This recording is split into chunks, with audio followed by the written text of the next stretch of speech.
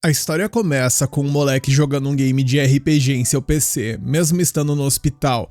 Porém, feliz ou infelizmente, é chegada a hora de dar tchau pra esse mundo e com isso tudo fica escuro e a mente dele é sugada pra dentro de um oceano imaginário. Até que de repente ele simplesmente realiza o sonho de todo otaku e eu me incluo nisso, onde ele acorda numa floresta sentadão num trono de pedra e pra fechar com chave de ouro, uma mulher se aproxima, falando com ele como se estivesse esperando o bonitão acordar e é no momento em que ela sai das sombras que a ficha do moleque cai na hora. Ela era ninguém menos que a Toa Lamacenta, uma elfa que o chamava de rei. O jogo que ele estava jogando no hospital era um simulador de estratégia de fantasia sombria chamado Nações Eternas, e a personagem que ele mais amava, aquela que estava bem na sua frente agora, era essa mesma elfa. Agora, ele não conseguia deixar de se perguntar, será que ele deveria agir como o rei que ela dizia que ele era? Afinal, estava claro que ela ouvia como líder de Minogra. Percebendo a confusão dele, a moça sorri e diz, tá tudo bem, Tacto. Afinal, ele zerou a dificuldade pesadelo utilizando a civilização considerada a mais difícil do jogo, a civilização da ruína, que se chamava Minogra, e por causa disso, Ira Tacto, também conhecido como nosso protagonista, se tornou o jogador lendário no topo do ranking global. A Toa, por sua vez, se lembrava de cada momento que eles jogaram juntos, de como eles conquistaram o mundo lado a lado várias vezes, então não havia necessidade de se preocupar, pois ela sabia exatamente quem ele era. Tacto então reflete que a Toa era perfeita para o seu estilo de jogo, talvez porque ele sempre quis ser tão forte quanto ela. Eis então que as lágrimas brotaram em seus olhos quando ele admitiu o quão feliz estava por finalmente poder falar com a sua personagem favorita, ao que ela disse que sentia o mesmo. O Tacto perguntou se aquilo era o paraíso e se foi ela quem o trouxe pra lá, mas ela explicou que ela também simplesmente apareceu naquele lugar do nada e aquilo não parecia nem um pouco com o paraíso, e segundo ela, se fosse pra apostar, ela achava que esse lugar parecia mais com o mundo de Nações Eternas, no caso, o game que ele estava jogando. Ela disse que era clichê pra cacete chamar isso de um milagre, mas ainda assim ela considerava uma verdadeira honra conhecer seu mestre pessoalmente. Com isso, a elfa se ajoelhou diante do garoto, pegou a mão dele e o convidou para começar de novo, só os dois construindo um reino próprio. Só que quando a esmola é muito grande, o santo desconfia. Então é bem normal que o nosso mano Tacto estivesse quase fritando sem entender o que estava rolando. Mas ainda assim, com a sua leal companheira ao seu lado, talvez essa fosse sua chance de reviver aqueles dias de glória nesse novo mundo. E tendo isso em mente, nosso proto então convocou sua colega para começarem sua jornada juntos, enquanto a Toa Lamacenta se apresenta como uma criança nascida da lama que trará destruição ao mundo, declarando que a partir de agora, seu corpo e mente pertencem unicamente ao seu mestre, Garai. Ouvindo esse discurso super exagerado, o Tacto sente uma vergonha ali, é tão forte que quase tem um treco. Ele percebe que falar essas paradas na vida real é bem mais difícil do que no jogo, e a Toa admite que pra ela também foi meio vergonhoso, mas ainda assim o rei decidiu entrar na onda, chamando a elfa de sua primeira e única subordinada, sua confidente e braço direito. Aí o Tacto perguntou se ela sabia qual deveria ser o primeiro movimento de Minogra, e em perfeita sincronia, os dois responderam, vamos ficar reclusos. E eles dizem isso com tanta alegria que me fez questionar se esse motivo é pra se orgulhar, mas seguimos. Eis então que o Tacto invoca um batedor utilizando a produção de emergência e sem perder tempo, uma criatura para dizer no mínimo bizarra que é um inseto de pernas longas surge ali do portal, e essa cena tanto o Tacto quanto a Toa acharam meio nojenta. Ainda assim, o Tacto se lembrou que Minogra era uma civilização da moderação que governava o mal e a ruína, então eles precisariam manter isso em mente. Para a Toa, isso significava que eles tinham que fazer de tudo para evitar revelar suas verdadeiras identidades. Eis que o rei da ordem mandando o inseto explorar a área sem ser visto. E vendo o bicho sair, o Tacto percebeu que podia ver através dos olhos dele. Essa summonada custou 100 de mana, deixando ele com mais 100. E para montar a base, o assentamento que servirá como base de operações, vai custar mais 20. A Toa já dá o papo que produção de emergência gasta mana pra cacete, então eles deveriam ter cuidado com os gastos. Enquanto o Tacto admitiu que queria muito criar um guerreiro para defendê-los, mas isso provavelmente drenaria toda a sua mana. E falando em combate, a elfa prometeu fazer o seu melhor, ou pelo menos era o que ela queria dizer, se não tivesse tão fraca no momento. A Toa era uma unidade de herói que ficava mais forte com o tempo, mas no momento sua força era só de 3, ou seja, era menor que alguns inimigos básicos. Resumindo, todo o plano deles de construir Minogra estava em sério risco se fossem atacados por praticamente qualquer coisa. E usando a visão do batedor, ele examinou a terra ao redor e concluiu que havia floresta até onde a vista alcançava, e que até agora nenhum monstro estava à vista. Atou pensava que a floresta era um lugar perfeito para se esconder, mas achou estranho que o inseto de pernas longas não tivesse visto um único animal pelo caminho. E para piorar, nosso prota percebeu que não havia absolutamente nada para comer, e tudo que podia fazer era ficar alerta e esperar que algo aparecesse. Atou então se desculpou por não ser mais útil, mas ele disse que só ter companhia dela já era mais do que suficiente, fazendo os olhos da garota brilhar de alegria. E vendo-a tão comovida, ele pensou consigo mesmo que era difícil notar essas pequenas coisas no jogo, mas a personalidade da Atou era realmente assim. Deixando-se de lado, através dos olhos do batedor, ele então descobriu uma comunidade de elfos negros não muito longe dali e explicou que esse tipo de elfo tende a ser neutro, talvez pendendo um pouco para o mal, o que honestamente para ele era um alívio. Pelo menos isso confirmava que eles realmente estavam no mundo de nações eternas. O problema é que se houvesse outro assentamento de civilização por perto, poderia dar problema e evitar a guerra no início do jogo era crucial. Com isso em mente, a prioridade máxima era encontrar um lugar seguro para se estabelecer, mas antes disso, eles precisavam ficar de olhos nos elfos negros e coletar mais informações, e se as coisas dessem errado, eles teriam que meter o pé dali, e eu me lavei de rir nessa parte, porque enquanto ele filosofa, Atou ficou ali servindo de plateia ambulante, e pelo visto eu vou gostar muito desse anime, porque pelo menos a comédia inicial é bem interessante, e o nosso mano Takuto não é um completo imbecil. Eis que para testar a sorte do nosso prota, um pequeno grupo de elfos negros apareceu diante do trono de pedra onde os dois companheiros de Minogra estavam sentados, e para eles, o nosso mano Takuto era só uma figura sombria e sinistra, uma visão tão aterrorizante que fez até o líder deles, que se chama Dia, suar frio.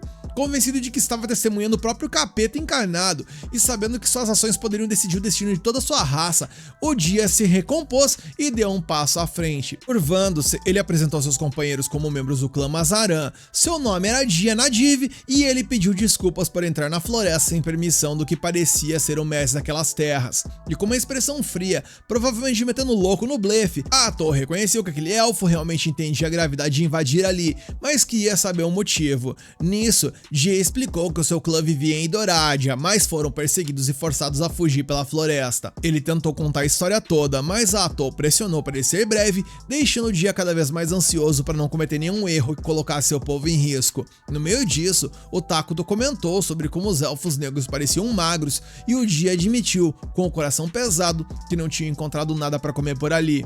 O elfo então se perguntou por que seu clã tinha que sofrer tanto, quando tudo que eles queriam era apenas um local pacífico para viver. Do nada, o suposto mestre da Floresta Sombria ofereceu a ele um punhado de maçãs e mencionou que elas ficavam deliciosas se eles as cortassem em forma de coelho. Dia nunca tinha visto uma fruta assim e se perguntou se seria rude experimentar uma na hora, mas o resto do grupo estava atorado de fome para ficar cheio de formalidade, então simplesmente morderam as maçãs e sorrisos brotaram no rosto de todos. Porém, isso não foi tudo, pois o tal do Malvadeza Suprema que estava diante deles abriu um portal e distribuiu peras também.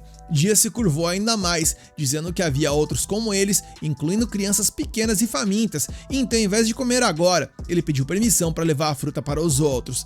Takuto ouviu, sentiu pena deles e entregou ainda mais comida, dessa vez com pão e vegetais também. E testemunhando o que parecia ser um milagre, o líder elfo refletiu sobre como os elfos negros sempre foram desprezados. Marcado pelo desprezo, seu povo foi forçado a viver nas sombras e ninguém nunca estendeu a mão para ajudá-los. Oprimido por tanto poder e misericórdia, Dia finalmente ousou perguntar quem era aquele indivíduo sentado no trono. Enquanto isso, de volta ao assentamento dos elfos negros, os que não viajavam faziam o possível para suportar a fome. Então, de repente, o grupo de busca retornou, com o líder sorrindo de orelha a orelha com a melhor notícia possível. Gente, finalmente a fome vai acabar, pois com toda aquela comida, a alegria varreu a vila inteira. E mais tarde, enquanto a comunidade dormia, o líder estava sentado perto de uma fogueira. Nisso, um velho ancião chamado Moltar se aproximou para parabenizar o chefe por seu trabalho, dizendo que viveu uma vida longa, mas nunca tinha visto frutas tão estranhas e deliciosas. Algo que Dia concordou e era exatamente por isso que o velho queria saber o que tinha levado o clã a tais circunstâncias. Pronto para compartilhar a verdade, Dia disse que encontrou um ser lendário nas profundezas da floresta. Segundo uma lenda, havia um ser selado nas terras amaldiçoadas e Moltar ficou atordoado, imaginando se o grupo da expedição tinha encontrado o Rei da Ruína,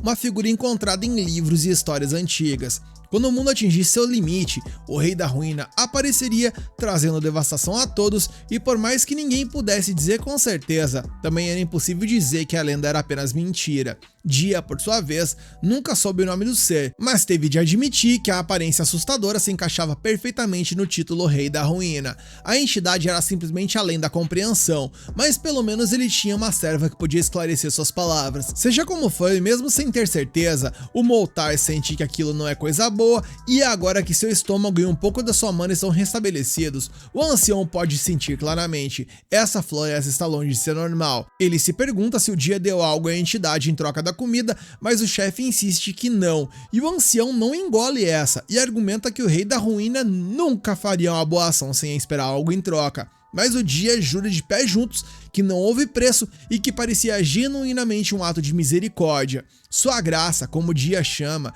viu a situação desesperadora dos elfos negros e mostrou compaixão, e ouvindo isso, o ancião Moltar fica furioso que o dia se refira ao Rei da Ruína como sua graça, e começa a suspeitar que o líder caiu no feitiço da entidade. É aí que uma discussão começa entre esses dois pilares da comunidade, onde o dia insiste que eles devem o máximo de respeito a alguém que alimentou seu povo. Na real, ele devolve a pergunta ao ancião, perguntando o que ele teria feito em seu lugar, mas nem o Moltar consegue responder, então apenas se desculpa. Moltar então declara que a partir de agora ele vai lidar pessoalmente com o Rei da Ruína, afinal ele já viveu por 2 séculos, então com certeza pode descobrir algo. Enquanto isso, a cena muda e de volta aos fundadores de Minogra, Atol dá uma bronca de milhões em seu mestre por gastar um monte de mana para alimentar os elfos negros, lembrando de que eles precisam começar a construir sua própria nação, mas Takuto, que de malvadeza não tem absolutamente nada, apenas admite que precisa de sua companheira agora mais do que nunca. E ouvindo isso, a Atol nervosa simplesmente desmonta e entra num modo extremamente apaixonada e submissa, como se uma única palavra gentil de seu mestre fosse mais do que suficiente para derretê-la completamente. O Takuto, enquanto isso, lamenta que simplesmente não conseguiu se comunicar direito com os elfos negros e que não importava o quanto tentasse, as palavras não saíam. A Atol confessa que achou que ele estava só tentando agir com um mestre misterioso, que odeia papo furado e tals, e que deixa os subordinados resolverem, mas a real, meus amigos, é que o moleque é simplesmente péssimo em comunicação. Ele nunca foi bom na vida anterior com isso, e não era como se ele fosse virar um mestre da oratória do carisma da noite pro dia. Ou seja, ele não ficou calado pra parecer fodão, ele ficou calado porque ele é tímido pra cacete. No dia seguinte, o ancião Moltar pergunta ao jovem líder dos elfos se ele está pronto para voltar ao lugar onde o Rei da Ruína os aguarda. Assim que o elfo concorda, o ancião experiente fica com a pulga atrás da orelha, preocupado com o que aquela entidade poderia querer em troca de ajudar o seu povo. E mesmo que Jie insista que nunca mencionou nenhum tipo de pagamento, o velho elfo sabe muito bem como a banda toca, afinal, seres malignos sempre esperam algum tipo de recompensa. De qualquer forma, ele entende que os elfos negros precisam da ajuda do rei para sobreviver, algo que Dia concorda, apontando que mesmo que eles saíssem da floresta em busca de comida, ainda poderiam voltar de mãos abanando. Falando em sair da floresta, Moltar se lembra de que uma das esperanças deles é de que o clã chegue ao continente negro e encontre um reino onde não sejam caçados e que talvez essa seja a última chance deles. Com isso dito, ambos os líderes concordam com uma única coisa: o destino de seu povo está em suas mãos. Porém, o que eles não sabem é que o nosso mano Takuto está espreitando toda essa conversa graças ao seu espião. A cena então muda, onde o batedor volta rapidamente para seu mestre para relatar que os elfos negros chegariam em breve. Atol, a serva do nosso prota, já suspeitava que os elfos não conseguiriam carregar toda a comida sozinhos em uma única viagem, e o Takuto, por sua vez, aponta que ter pessoas com culturas e tecnologias diferentes por perto poderia facilmente levar a um conflito. Na real, ele preferia que eles apenas pegassem o resto da comida e dessem o fora o mais rápido possível, porém, a verdade é que ele se preocupa por não conseguir negociar com os elfos por conta do seu problema de comunicação, o que poderia causar um mal entendido do cacete no futuro. E vendo isso, Atol se oferece para cuidar das negociações em nome de seu mestre, o que também serviria para elevar a grandiosidade do rei, e ele aceita e agradece. A cena muda mais uma vez e vemos agora que ao cair da noite, Dia chega diante do Rei da Ruína, acompanhado pelo ancião da tribo, que se apresenta como Moltar Cordal Mazaran. Antes de mais nada, Moltar expressa sua gratidão pela generosidade do rei e então pede a honra de saber seu grande nome. Cautelosamente, Atol olha para o rei, que dá um aceno de aprovação. Entendendo o recado, ela o apresenta como Ira Takuto, Senhor do Apocalipse e governante da ruína, e exige que ele seja tratado da forma mais formal possível, deixando o dia visivelmente impressionado. Atou também se apresenta e Moltar jura gravar ambos os nomes na própria alma de seu povo. Observando em silêncio, Takuto pensa que tudo está indo bem até agora, e após isso Atou então diz aos elfos que pode pegar a comida e ir embora. Moltar então pergunta como ele poderia retribuir ao rei da ruína por sua ajuda, mas a mulher elfa imediatamente dispensa, insistindo que eles nunca poderiam oferecer algo digno da grandiosidade do rei.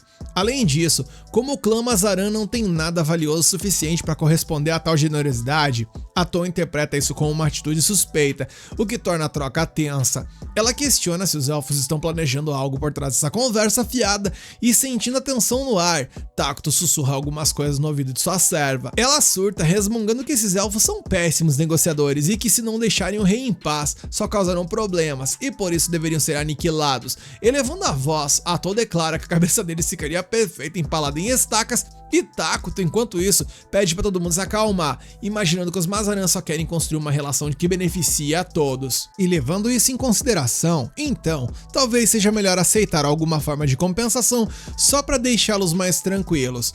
Com isso, Atou se vira para os Elfos Negros e anuncia que o rei está disposto a aceitar um símbolo de gratidão por sua caridade. Enquanto o alívio toma conta dos rostos dos Mazaran, Takuto percebe que o ancião devia suspeitar de alguma pegadinha, considerando o alinhamento maligno do rei da ruína. E percebendo essas dicas não ditas, Atou chama o velho de tolo por pensar que Ira Takuto é algum fantasma perverso ou espírito malévolo. E deixando isso de lado, como ela não tem ideia do que pedir em troca, ela pensa por um momento e decide que seria bom ouvir tudo que os Elfos Negros sabem sobre o mundo além da floresta. Moltar se oferece para compartilhar todo o seu conhecimento e Atou exige que o clã Mazaran deixe a floresta assim que o pacto for cumprido.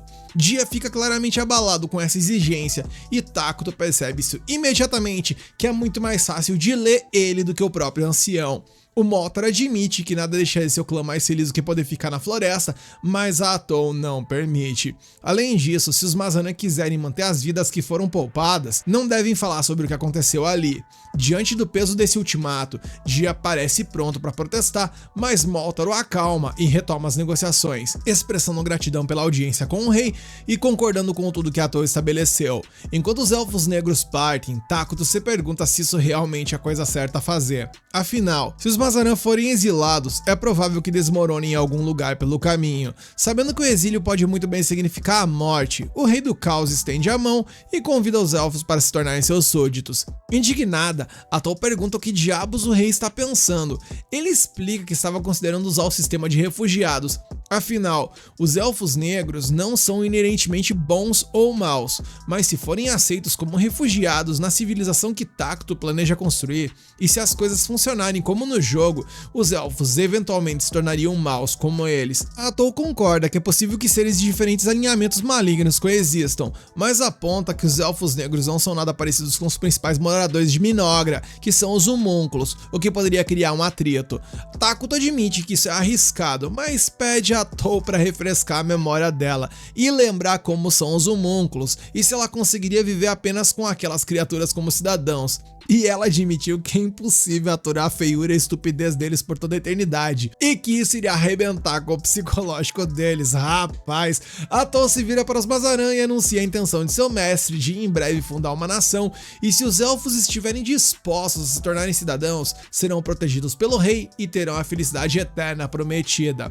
Por último, mas não menos importante, Atou joga real. Os Elfos Negros se tornarão seres malignos de agora em diante e com isso eles são livres para escolher seu próprio destino, mas adicionando uma nota pessoal, Atou garante que o lado deles é muito mais divertido do que parece. Na próxima cena, enquanto caminha em direção à tribo dos Elfos Negros, Atou continuava lembrando Takuto de olhar por onde pisa, já que ele estava descalço. Ela apontou que, embora tenha levado algum tempo, os Mazaran finalmente concordaram em se tornar os cidadãos de Minogra. E mesmo que hesitassem com a ideia de se tornarem maus, no fundo, eles sabiam desde o início que essa era a sua melhor opção. Eventualmente, a dupla chegou à tribo e foi recebida pelo povo, todos ajoelhados em respeito. Alguns pareciam genuinamente empolgados com a visão daquela entidade misteriosa, enquanto um elfo até desmaiou depois de sentir um miasma sombrio girando ao seu redor. Logo depois, Takuto foi levado a um trono e Atou formalmente deu as boas-vindas a todos os Elfos Negros como cidadãos de Minogra, que agora estava oficialmente fundada. A partir daquele momento, a segurança de cada membro do clã Mazaran seria protegida pelo grande rei da ruína. Ainda confuso, Dia se perguntava se era só isso que ia acontecer, pois disseram a ele que ele e seus companheiros se tornariam maus, mas ele não sentia nada de diferente. Eis que então, um ódio profundo brotou dentro dele, uma raiva contra aqueles que caçavam eles, zombavam deles e exilaram seu povo da sua própria terra. Ao que uma outra elfa sentiu o mesmo, algo que a fez declarar que odiava todos os seres vivos existentes.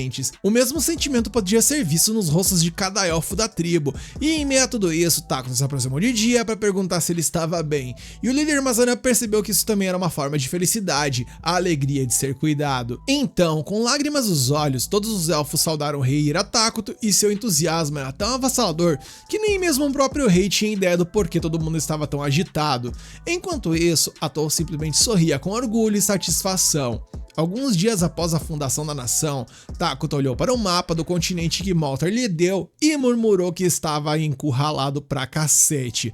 Atou perguntou o que estava acontecendo e ele, se debatendo no chão que nem uma criança birrenta, reclamou pra caramba que o seu reino tinha a pior posição inicial possível, pois já existiam duas grandes nações no continente. A leste se situava o reino sagrado de Qualia, uma civilização humana devotada ao deus sagrado Arlus, e a oeste tinha Elna, um reino de elfos que adorava a natureza, ou seja, se qualquer uma dessas nações descobrisse a nação maligna ao sul, não sobraria nem poeira para contar a história, especialmente porque Minogra estava apenas começando e ainda era incrivelmente fraca. Para piorar ainda mais a situação do nosso proto e de seu povo, essas terras eram tão amaldiçoadas que não tinha um único recurso natural nessa pocilga que pudesse ser colhido. Porém, contudo e entretanto, nem tudo é tragédia, pois eles lembram que Minogra tinha os homúnculos como sua população base, que por mais férteis e felizes que eles possam ser, ainda eram burros e consequentemente impossibilitavam que pesquisas fossem produzidas.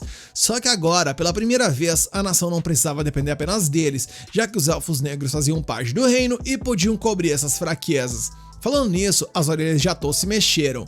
Ela anunciou que os elfos estavam de volta, prontos para relatar sobre o mundo exterior. E sem demora, o ancião da tribo se encontrou com o rei da ruína ao lado do outro líder elfo. Dessa vez, Dia trouxe sua assistente que se chama Enli, já que ela era inteligente e versada em lendas e nos costumes de outras nações. E voltando aos planos para o futuro, Atou revelou que os Mazaran seriam designados para posições-chave na administração de Minogra. Moltar supervisionaria os assuntos do estado, já que ele podia usar magia e era uma posição de grande responsabilidade. Dia lideraria os guerreiros de Minogra, também encarregado de recrutar novas forças, ao que Dia aceitou com entusiasmo o novo papel e prometeu que se o rei ordenasse, ele não mostraria misericórdia a nenhum inimigo e exibiria seus corpos empalados como um aviso. Ouvindo isso, Takuto quase sujou as calças de medo, deixando Dia genuinamente confuso. Para amenizar as coisas, Atou explicou que o Takuto preferia a paz e isso deixou o Dia meio bugado. Afinal, por que diabos o rei da ruína seria um pacifista?